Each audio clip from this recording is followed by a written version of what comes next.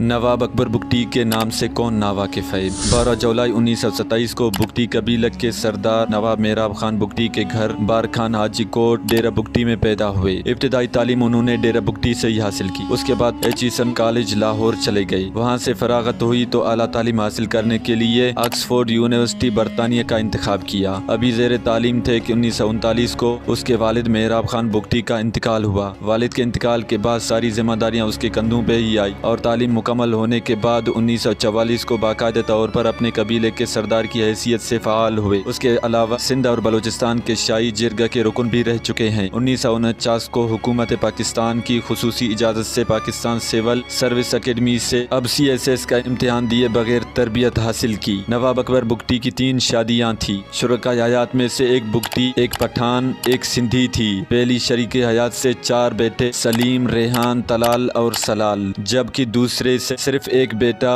جمیل اکبر اور 2 بیٹیاں، جبکہ تیسری سے صرف ایک ہی بیٹا تھا۔ 28 نومبر 1946 کو مری بگٹی قبیلے کے 2 سردار دوا خان مری اور نواب صاحب نے تاج برطانیہ سے مطالبہ کیا کہ ان کے قبائلی علاقے بھی کلات فیڈریشن میں شامل کیے جائیں، کیونکہ اس وقت بلوچستان کے 2 حصے تھے۔ قیام پاکستان کے بعد نواب اکبر بگٹی 1950 کو ایجنٹ ٹو گورنر جنرل کو کونسل کے رکن منتخب ہوئے۔ ملک فیروز خان نون کی کابینہ میں بحیثیت نائب وزیر دفاع شامل ہو کر 1 سال تک مذکورہ عہدے پر خدمات سر انجام دیتے رہے۔ نواب اکبر بگٹی کو سب سے زیادہ مشکلات کا سامنا اس وقت کرنا پڑا جب 1955 کو مغربی پاکستان کے تمام صوبوں ریاستوں کے ساتھ دونوں حصوں کو یکجا کر کے 1 یونٹ اسکیم کا اطلاق دیا گیا۔ 1956 کو قائم ہونے والی چھوٹی قومیتوں کے حقوق کے علمبردار جماعت نیشنل عوامی جمہوریت کو بلوچستان میں اس وقت پذیرائی ملی جب ایوبی دور کے آخر میں حکومتی جبر تشدد کے باعث 3 سردار نواب خیر بخش مری، نواب اکبر خان بگٹی، سردار عطا اللہ مینگل نیب کے ساتھ قدم ملا گئے اور یہ نعرہ زبان زد عام ہوا: اتحاد کا نشان عطا اللہ خیر بخش اکبر خان۔ ایوبی حکومت کے خاتمے کے بعد نواب خیر بخش مری عطا اللہ مینگل نے باقاعدہ نیب میں شمولیت اختیار کی، جبکہ نواب اکبر خان بگٹی ایوب خان کی طرف سے سیاستدانوں کے لیے جاری کردہ الیکٹڈ باڈیز ڈسکوالیفیکیشن آرڈر کی وجہ سے پارٹی میں شامل نہ ہو سکے، لیکن نیب کی مکمل حمایت کرتے رہے۔ اگست 1962 کو جب ایوب خان ملک فیروز خان کے ساتھ کوئٹہ آئے اور مسلح افواج کی حفاظت میں نہایت اشتعال انگیز تقریر کی تو اگلے ہی روز بلوچوں نے جوابی جلسہ کیا جس میں سندھ کے سیاسی رہنما میر رسول بخش تالپور بھی شامل تھے۔ جلسہ میں ایوب خان کی آمریت کو للکارا گیا تو بلوچستان کے کونے کونے سے گرفتاریوں کا سلسلہ شروع ہو گیا۔ نواب صاحب بھی گرفتار ہوئے اور ان پر بغاوت، قتل کا الزام لگا کر انہیں سینٹرل جیل کراچی بھیجا گیا۔